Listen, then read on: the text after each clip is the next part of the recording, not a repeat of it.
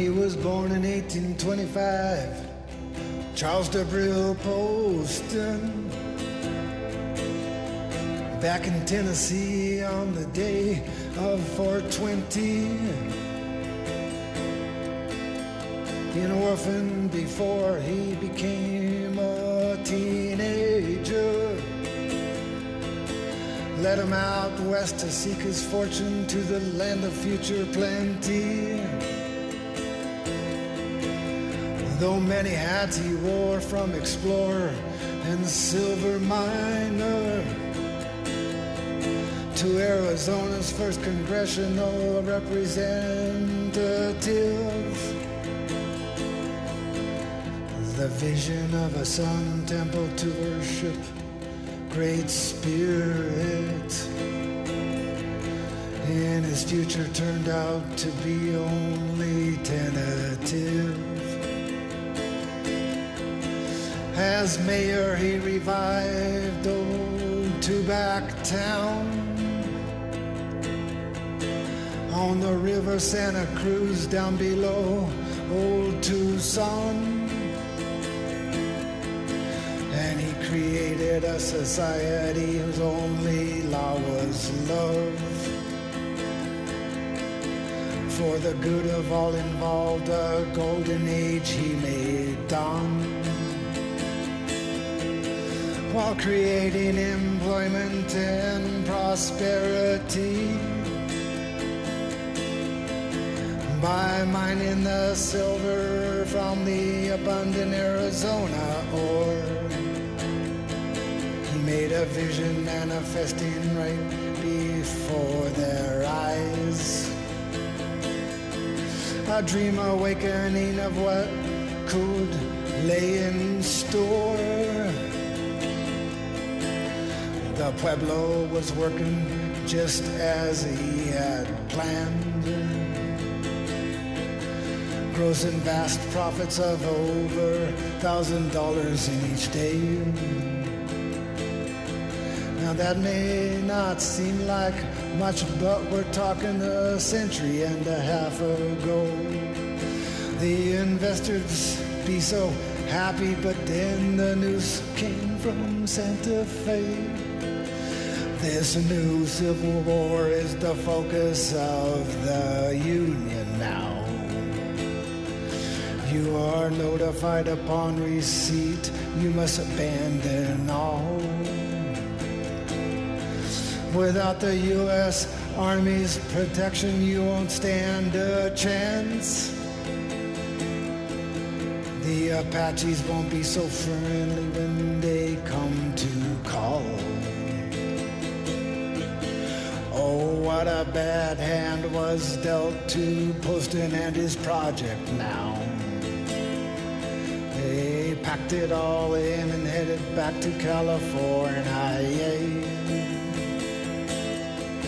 where Charles Debrille didn't wallow in sorrow very long, 'cause he was tasked to deliver, treated China way. Now while over there he studied the methods of canal building, as well as writing his book on the way of irrigation, that he could bring back to his true love the land of Arizona, and follow through with his plan to develop the new nation. After his return from the sun temples of Asia, he earned a new claim to fame as a pioneer visionary. But with all the talk of his sun worship, people claimed he'd grown stranger. But they also knew he'd slaved years to create Arizona territory. Then he carried precious silver back to Washington, D.C., brought it to New York's Tiffany and Company. They fashioned it into the gift for Abraham Lincoln and presented it to him at the signing of the Territory Treaty. Upon his return from his journeys out back east, he helped establish homes for natives on the Colorado River and created honor for Arizona's other first pioneers as well. But here to hear how they treated him, well, it might make you quiver. Well, I thank you for listening to this song of some of his story. There's a whole lot more to be told, just check the state's past century. But here's a little of the vision of Charles Poston, the true father of the new Arizona Territory. Yeah, maybe we'll meet someday out in Florence, Arizona, and sit next to the Poston Pyramid that houses his remains. I'll sing another song about my ancestors and give thanks their great works were not all in vain. I swear by the cosmic fire burning in my heart space, I'll strive to manifest until my final day is done. Charles Poston's vision for the oneness of humanity, blazing from an Arizona temple of the sun. Blazing from an Arizona temple of the sun.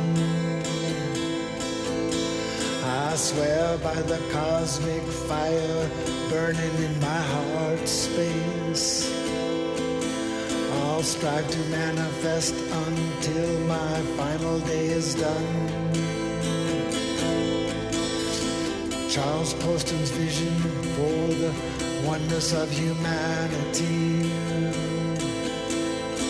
blazing from an Arizona temple of the sun. Blazing from an Arizona temple of the sun. Blazing from an Arizona temple of the sun.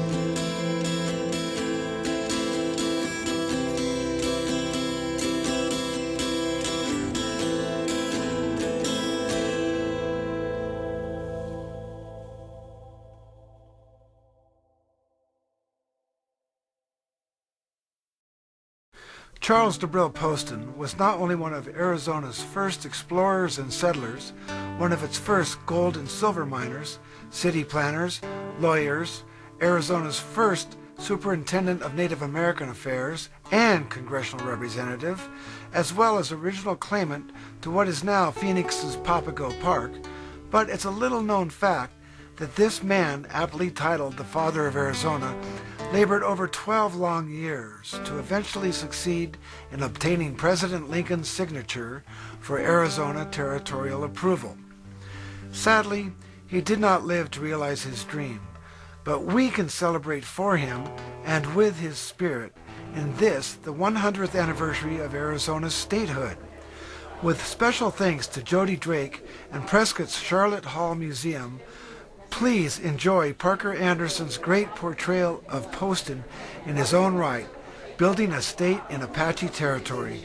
And please stay in touch with us via the info listed at the end about our organization inspired by Charles Debrille Poston.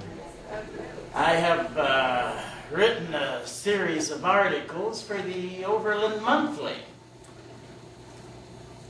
They say that half of everything I write is lies.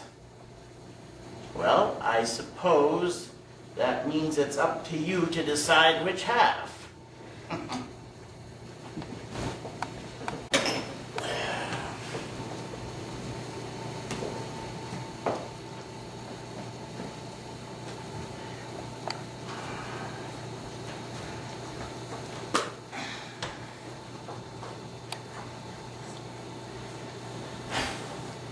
In San Francisco, in the early 50s, there was a house at the corner of Northeast Washington and Stockton of considerable architectural pretensions for the period, which was called the Government Boarding House.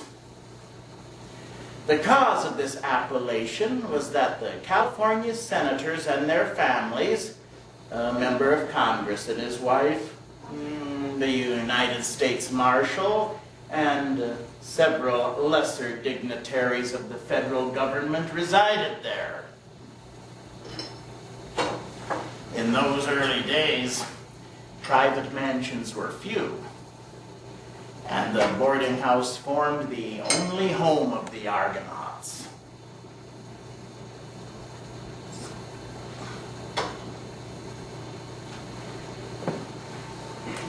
After the ladies retired at night,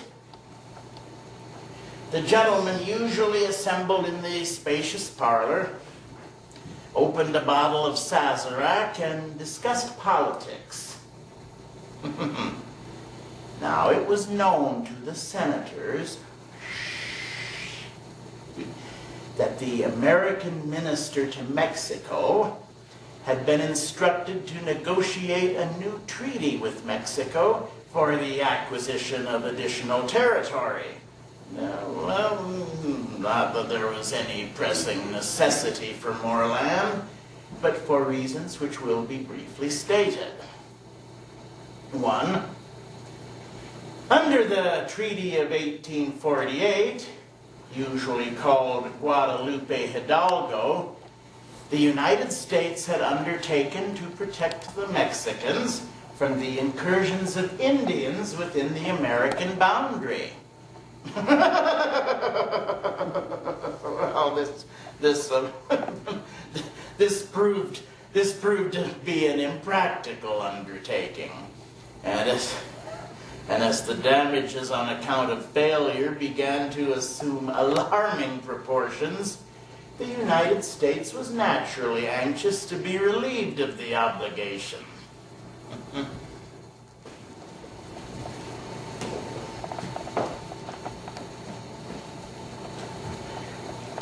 2. The Democratic Party was in plenitude of power, and the southern states were dominant in the administration. It had been the dream of this faction for many years to construct a railroad between the Mississippi River and the Pacific Ocean, and the additional territory was required for a pass. It was not known at that early day that railroads could be built across the Rocky Mountains at a higher latitude, and it was feared that snow and ice would interfere with traffic in the extremes of winter.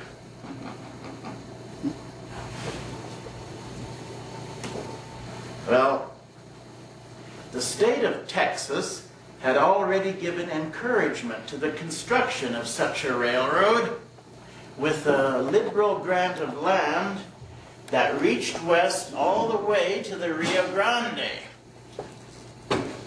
And it devolved upon the United States to provide the means of getting onto the Pacific Ocean. The intervening land belonged at that time to Mexico, and it was for the purpose of acquiring this land that the treaty was authorized.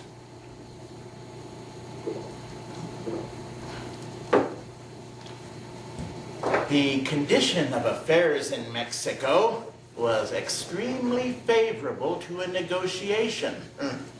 Santa Anna had usurped the powers of government and was absolute dictator under the name of president. There was no Mexican Congress, and none had been convened since they had been herded together at the end of the Mexican War under the protection of American troops. The condition of affairs in the United States was also extremely favorable. The treasury was overflowing with California gold. Under the Treaty of 1846, business was prosperous, the public debt small, and the future unclouded. The American minister to Mexico, General Gadsden of South Carolina, was authorized to make several propositions. The treaty was finally concluded for a smaller boundary, including the railroad pass, comprising the land between the Rio Grande and the Colorado River south of the Gila River, with the boundary line between the United States and Mexico about the shape of a dog's hind leg. Well, the price paid for the territory was $10 million. Now,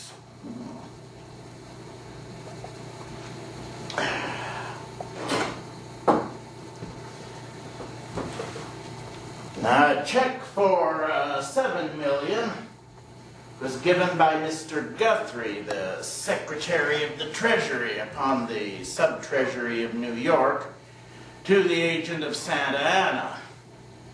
But not $1 ever reached the Mexican treasury as Santa Anna fled with the spoil. The remaining $3 million was retained to pay the lobby and confirm the treaty. The treaty was signed in Mexico in December of 1853. Now, pending the negotiations between the high contracting parties in Mexico, discussion of the subject grew very interesting at the government boarding house in San Francisco, and a new California was hoped for on the southern boundary. Old Spanish history was ransacked for information on the voyages of Cortez in the Gulf of California through the later dates, and maps of the country were in great demand.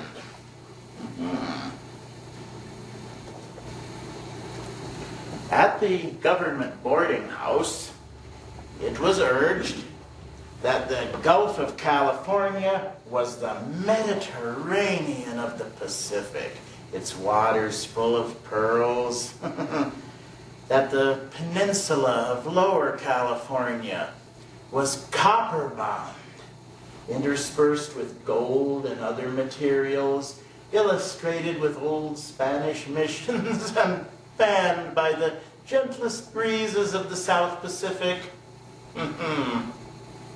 That the Mexican state of Sonora was one of the richest in Mexico, with silver, copper, gold, coal, and other materials, and highly productive agricultural valleys in the temperate zone. And that the country north of Sonora, called in the Spanish history Arizona, Arizona was full of minerals, with fertile valleys washed by numerous rivers and covered with the forests primeval, and that a Southern Pacific Railroad would soon be built across the new country as a connecting link between Texas and California, and a new state would soon be formed with the usual quota of senators, governors, and other public officials. It must be admitted that an alluring prospect was opened up for a young man who was whiling away his life over a customs house desk at $300 a month.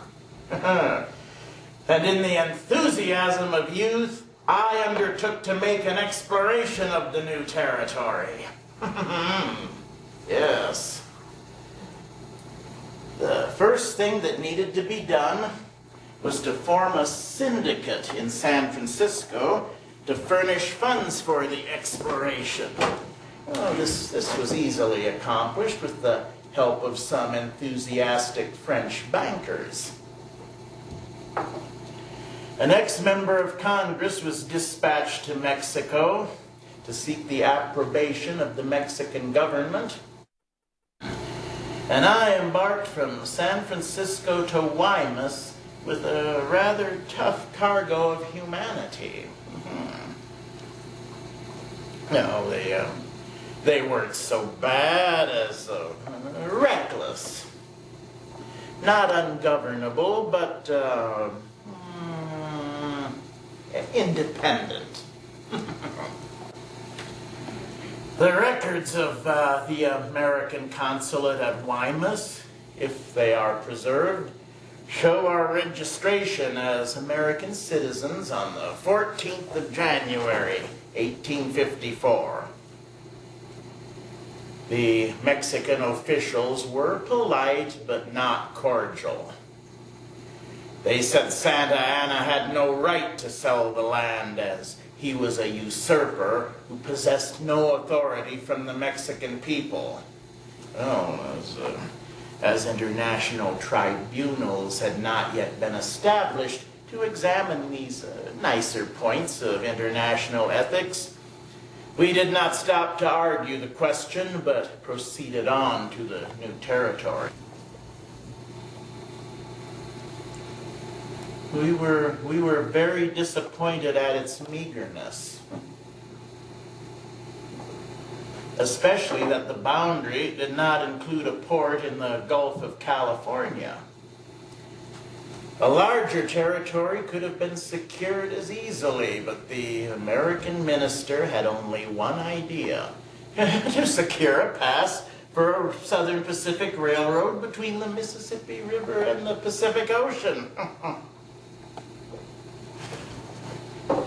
The pass desired was Guadalupe Canyon, which had been used as a wagon road in 1846 by General Cook on his march between New Mexico and California, and, strange to say, not subsequently occupied as a railroad pass.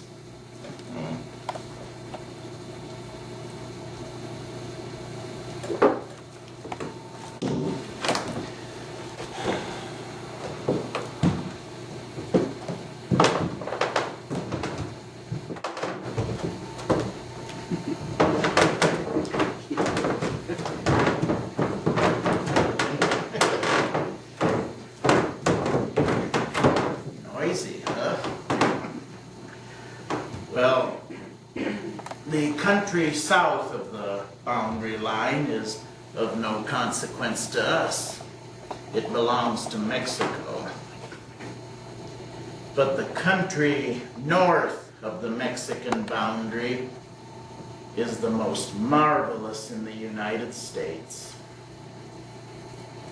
After many years of arduous investigation and comparison with all the other countries of the world, it remains nearly as much of an enigma as it was when it was first explored in 1854.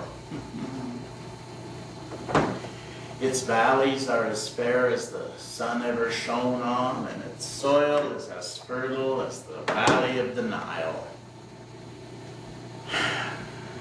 The rigors of winter never interfere with agricultural pursuits in the open. In fact, in the southern part of the territory, there is no winter.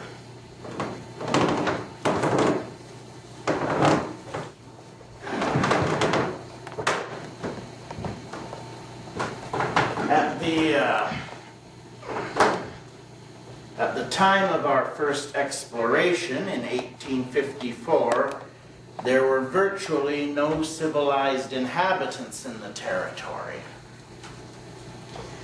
The old Pueblo of Tucson counted about 300 Spaniards, Mexicans, and half-breeds. The Pima Indians along the Gila River counted about 7,000 to 10,000 and were the only producing population. We could not explore the country north of the Gila River because of the Apache, who numbered fully 20,000. For 300 years they have been killing Spaniards, Mexicans, and Americans, making it about the longest continuous war on record.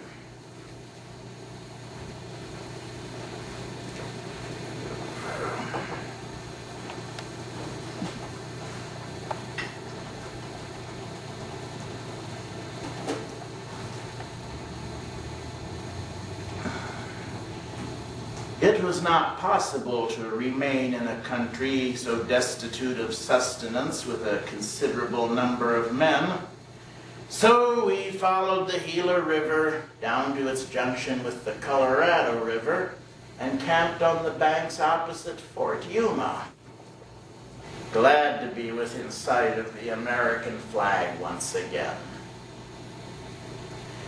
The commanding officer at Fort Yuma, Major Heinzelman, issued us the regulation allowance of emigrant rations, which were grateful to men who had long been deprived of what are considered to be the necessaries of life. Fort Yuma was established in 1851 to suppress the Indians on the Colorado and to aid immigrants at the crossing.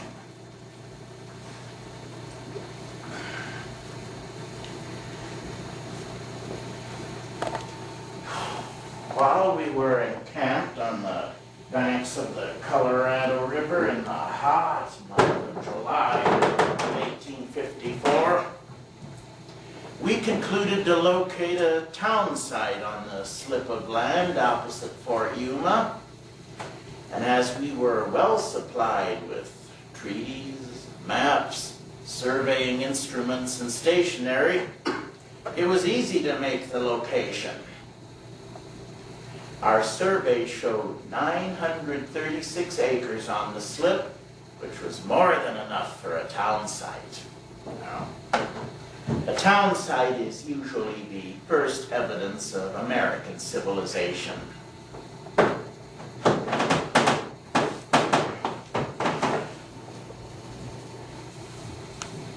After locating the town site of Yuma, there was nothing for us to do but to cross the desert from the Colorado River to San Diego.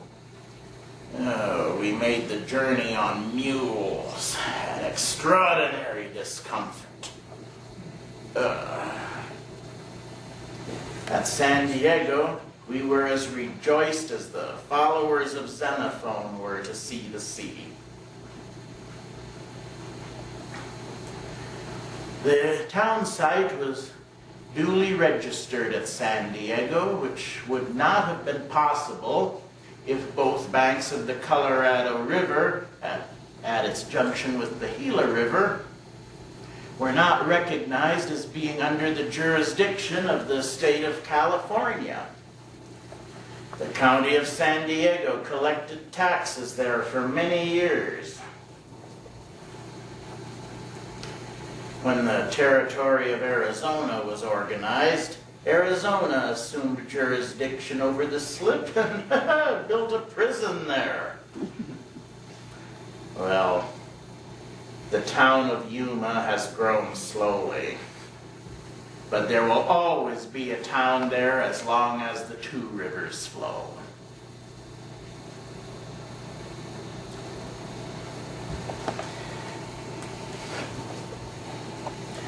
After concluding our business in San Diego, we took the steamer to San Francisco to lay the results of our reconnaissance, which were not much, before the syndicate. We had an audience with the commanding officer of the Pacific, who procured a recommendation to the Secretary of War for an exploration of the Colorado River. This was subsequently accomplished with beneficial results, at least for information. At San Francisco, it was decided that I should proceed on to Washington to solicit the aid of the federal government in opening up the new territory for settlement. The voyage was made via Panama.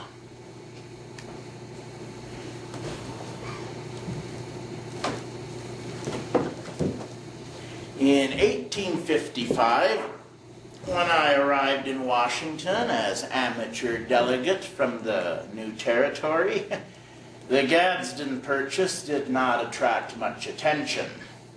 They had something else to do. President Pierce was the most affable of presidents. He was very polite and made many inquiries about the new acquisition. The Secretary of War, Jefferson Davis, said that he would order an exploration of the Colorado River as soon as he could get an appropriation, and that he would send troops there as soon as they could be spared.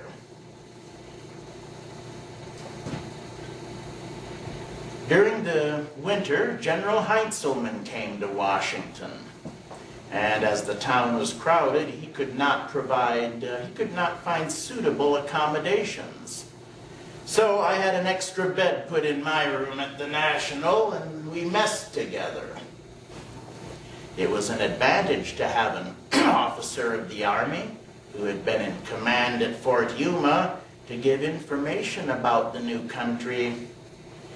And the association thus formed lasted through life. There was not much to do in Washington, so I went on over to New York, which was the seat of the Texas Pacific Railroad Company. This company had been formed under a munificent land grant from the state of Texas and had a capital stock of $100 million. Woo-hoo! I told them everything I knew about the new territory, and a great deal more. And I enlarged upon them the advantages that would be accrued to the company with an exploration of the territory and a development of its mineral resources. Well, they inquired how much such an exploration would cost. I replied that I would start with $100,000 if there were $1 million behind it. So, a new company was formed with a capital stock of $2 million, shares sold at about $50. General Heintzelman was appointed president of the company, and I was appointed manager and commandant. The headquarters of the company was located at Cincinnati for the convenience of General Heintzelman, who was stationed at Newport Barracks, Kentucky. After the necessary arrangements were made, I proceeded west on the arduous undertaking. All of our arms and equipment had been shipped to San Antonio, Texas, so I proceeded there to complete the outfit. San Antonio was the best outfitting place in the Southwest at that time.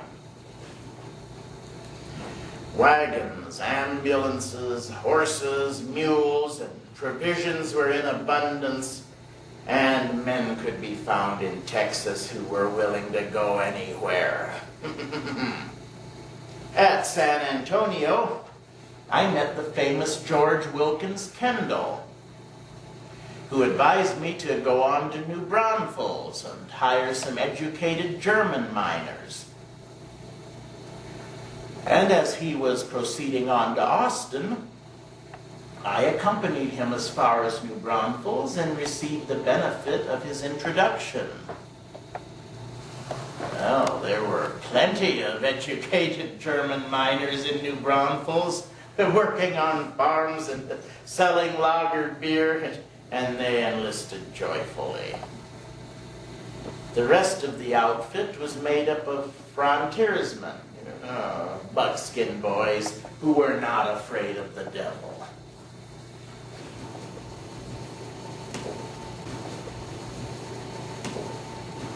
We pulled out of San Antonio on the 1st of May of 1856 and took the road to El Paso on the Rio Grande, 762 miles by itinerary. Oh, the plains of Texas were covered with verdure and flowers, and the mockingbirds made the night march a serenade.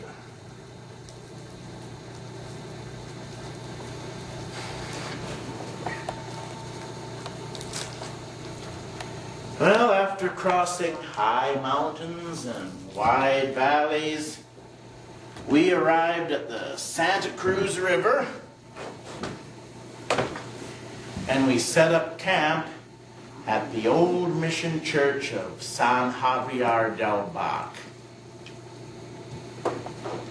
3 leagues north of the old mission church of San Javier del Bac, Bac means water, lies the ancient and honorable pueblo of Tucson. Tucson is the most ancient pueblo in Arizona. It is first mentioned in Spanish history in the narrative of Castaneda in 1540.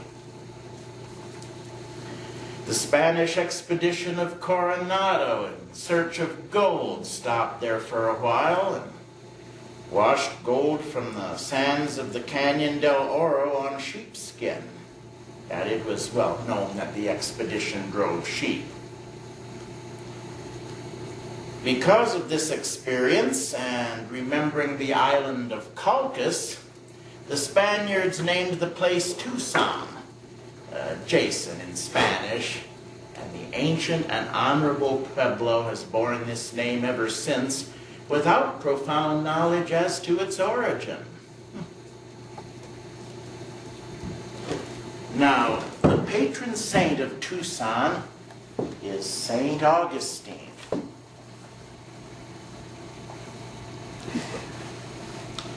And as it was the last part of August, the fiesta in honor of her patron saint was being celebrated. Well, as we had had a long march and a dry time, the animals were put out to graze in charge of the Papago Indians who lived around the missions, and the men were given 2 weeks furlough to attend the fiesta, confess their sins, and become acquainted with the Mexican senoritas who flocked there in great numbers from the adjoining state of Sonora. Well, the first question that needed to be settled was a suitable location for the headquarters of the company. We had come a long way at considerable risk and expense, fortunately without disaster. We had some 150 horses, mules, wagons, ambulances, provisions, and moreover, what we considered to be of inestimable value, the future in our keeping. And a proper location was a grave consideration. The Spaniards had located a presidio at the base of the Santa Rita Mountains. The presidio was called Tubac, meaning the water. The presidio of Tubac had recently been evacuated by Mexican troops who left the quarters in a fair state of preservation, minus the doors and windows which they had hauled away. The presidio of Tubac is about 10 leagues south of the old mission church of San Javier del Bac. So consequently, we struck camp at the old mission church of San Javier del Bac and proceeded for the Presidio of Tubac to establish our headquarters and future home.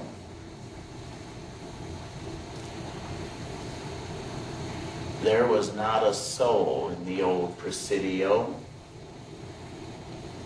It was like entering the ruins of Pompeii. Nevertheless, we set to work. We cleaned out the quarters, repaired the corrals, and prepared to make ourselves as comfortable as possible.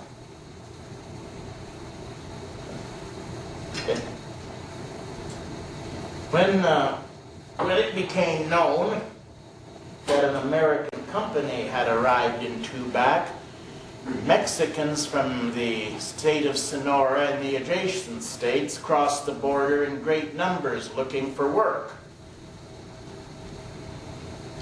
Skillful miners could be hired at from about $15 to $25 a month plus rations. A few straggling Americans came by from time to time under the pretense of seeking employment. But when questioned on this delicate matter, they would say that they would only work for $10 a day plus board, that they had gotten this in California and would never work for anything less. After staying for a few days at company expense, they would reluctantly move on and show their gratitude for the hospitality by spreading the rumor that the managers at Tubac only hired greasers and foreigners and would not give a white man a chance. They were all generally worthless, dissipated, dangerous, low white trash.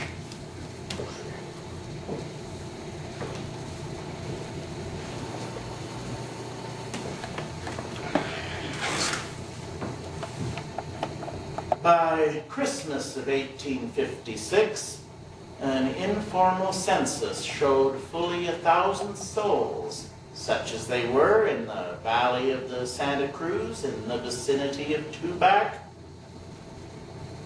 We had no law but love, no occupation but labor, no government, no taxes, no public debt, no politics. It was a community in a perfect state of nature. As alcalde of Tubac under the government of New Mexico, I was legally authorized to celebrate the rites of matrimony, baptize children, grant divorces, execute criminals, declare war, and perform all of the other functions of the ancient alcalde. The records of this primitive period are filed in the recorder's office at the old Pueblo of Tucson, Pima County. Tubac became a kind of Gretna Green for runaway couples from Sonora, as the priest there charged them $25, but the alcalde of Tubac tied the knot gratis and gave them a treat besides. Well, I had been marrying people and baptizing children for about a year or two, and I had a good many godchildren named Carlos or Carlotta, according to gender. And I was beginning to feel quite patriarchal when Bishop Lame sent over Father Moshbeef, the vicar apostolic of New Mexico, to attend to the spiritual needs of the Arizona people.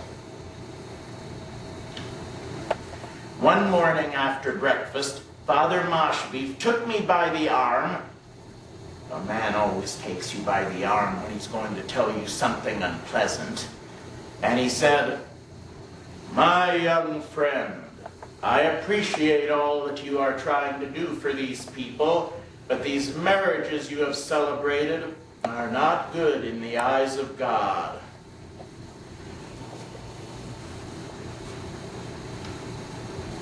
I knew there would be a riot on the Santa Cruz if this ban could not be lifted. The women had become sulky, and the men had commenced cursing and swearing, and saying that they felt they were entitled to all the rights of matrimony. My strong defense was that I had not charged any of them anything, that I had given them a certificate with a seal made out of a Mexican dollar, given them a treat, and fired off the anvil. But although the Pope of Rome was beyond the jurisdiction of even the Alcalde of Tubac, I could not see any way open for a restoration of happiness.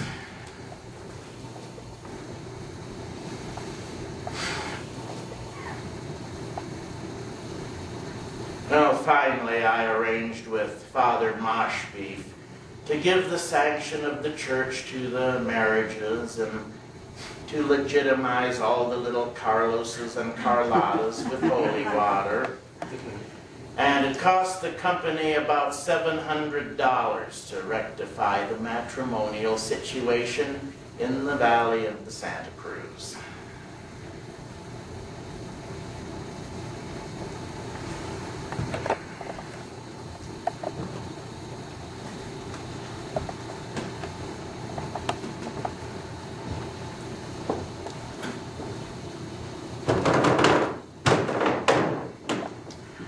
The company and the country, synonymous terms, continued to improve with occasional interruptions from the Apache until the beginning of 1861, when the reverberations of the gun fired at Sumter were heard in the Arizona mountains.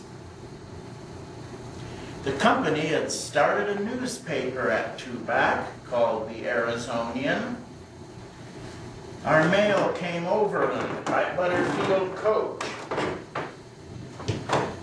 But one day we waited for the mail that never came. One day an orderly rode up to company headquarters from Fort Buchanan and handed me a note from Lieutenant Chapin, enclosing a copy of an order from the commanding officer of the military department. Santa Fe, June 1861, commanding officer Fort Buchanan. Upon receipt of this, you will abandon and destroy your post. You will burn your commissary and quartermaster's stores and everything between the Colorado and the Rio Grande that will feed an army. You will march out with your guns loaded and not permit any citizen within 15 miles of your lines. Signed, Major General Lind.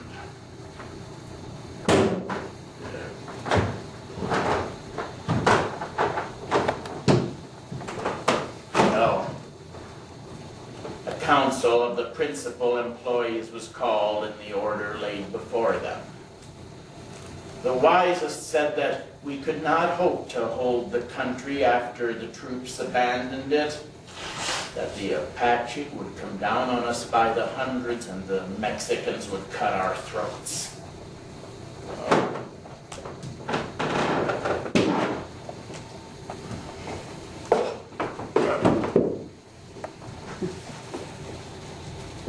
It was finally concluded to reduce the supply of ore we had been mining, which was yielding about $1,000 a day, and pay off the hands and prepare for the worst.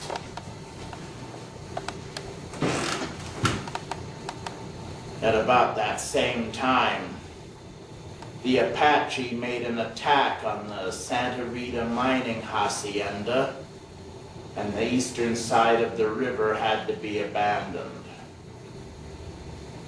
At the company headquarters at Tubac, where the old cartel offered ample storage, we had some $150,000 worth of machinery, merchandise, and supplies in storage. The Apache, to the number of about 100, surrounded the town and compelled its evacuation. The plunder and destruction of property was complete. We had scarcely a safe place to sleep, and no place to sleep on but the ground. The women and children were escorted to the old Pueblo of Tucson, where the few remaining Americans left in the territory were concentrated, and there they remained in a miserable condition until the arrival of troops from California under the command of General James A. Carleton, United States Army, commonly called Carleton's Column. Upon his arrival in the territory, General Carleton issued an order declaring martial law between the Colorado and the Rio Grande. The troops garrisoned the country between the two rivers and drove out the rebel troops who had come in from Texas under the Confederate government.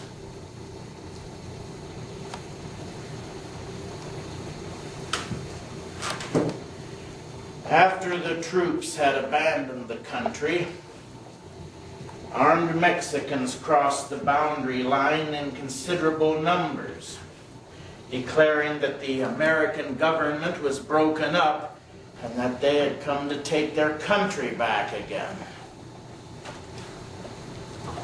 Even the few remaining Americans left in the territory were not at peace with each other. Chances are that if you met in the road, it was to draw arms and declare whether you were for the North or the South.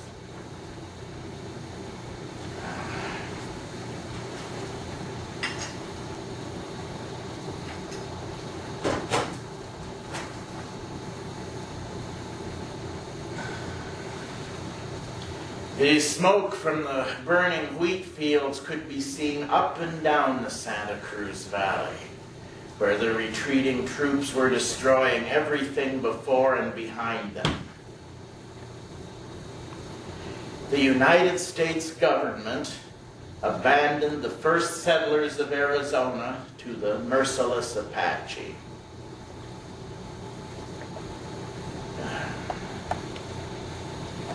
It was impossible to remain in the country and continue the business without animals for transport, so we packed our portable possessions on a few small animals we kept in stables and struck out across the desert for California. There was nothing else for us to do.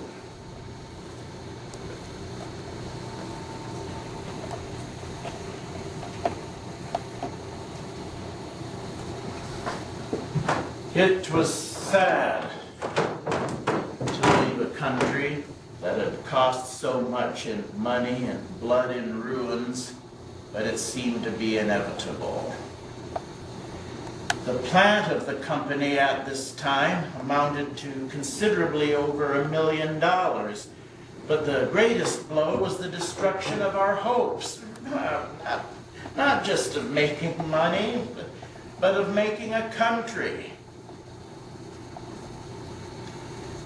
Of all the lonesome sounds that I recall hearing, and it seems ludicrous now, most distinct was the crowing of the cocks on the deserted ranches. The very chickens seemed to know they had been abandoned.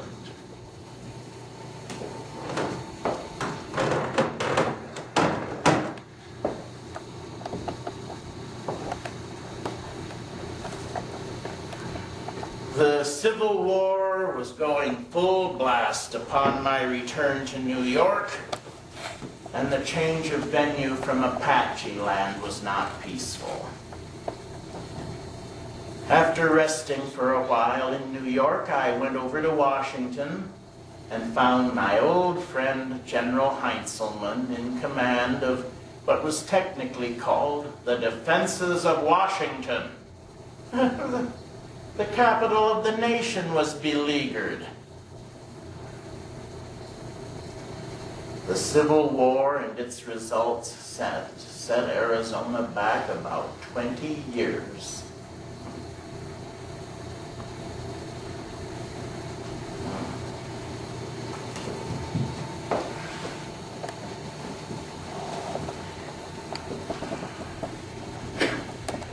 Well,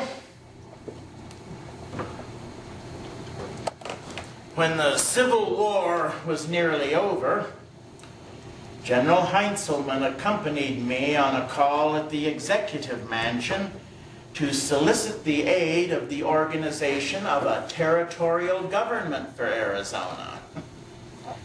President Lincoln listened to my tale of woe like a martyr and finally said, "Well, you need to talk to Ben Wade about that." So subsequently, I called upon Senator Wade of Ohio, the chairman of the Committee on Territories, and I repeated my story of Arizona. The bluff old senator said, "Oh yes, I have heard of that place. It is just like hell. All it lacks is water and good society." Oh, well, he finally consented to attend a meeting at the president's to discuss the subject. Ashley of Ohio was chairman of the Committee on Territories in the House, and he readily agreed to favor the organization of a territorial government for Arizona. A few days later, President Lincoln appointed an evening to hear the delegation in favor of Arizona from 8 to 12. The chairman of the committees on territories were present. General Heintzelman and a few friends attended, and I presented the maps, historical data, specimens of Indian relics and minerals. And after a long conference and some interesting stories by the president, the organization of a territorial government was agreed upon. Yes. Well, my new colleagues in the territorial government crossed the plains, and they set up the capital in a remote part of the northern mountains, which they called Prescott in honor of the Mexican historian. Just as had been supposed, they quarreled all the way across the plains about who should be the first delegate to Congress from a territory they had never seen.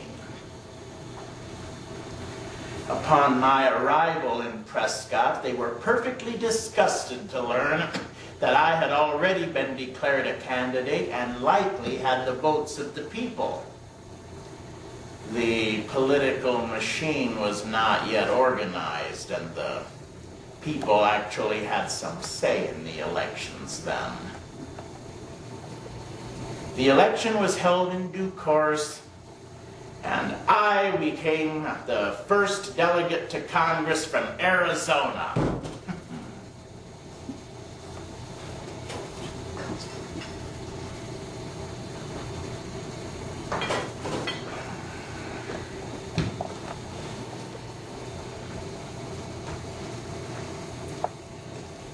President Lincoln was always accessible amid his heavy cares.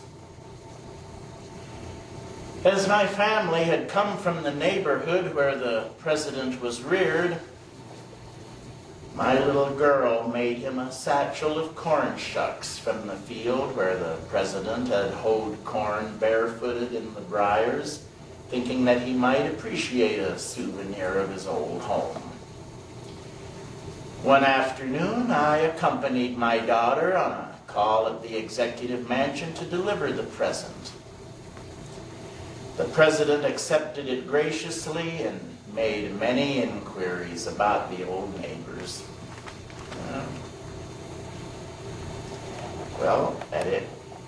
Anyway, that's the way I saw it.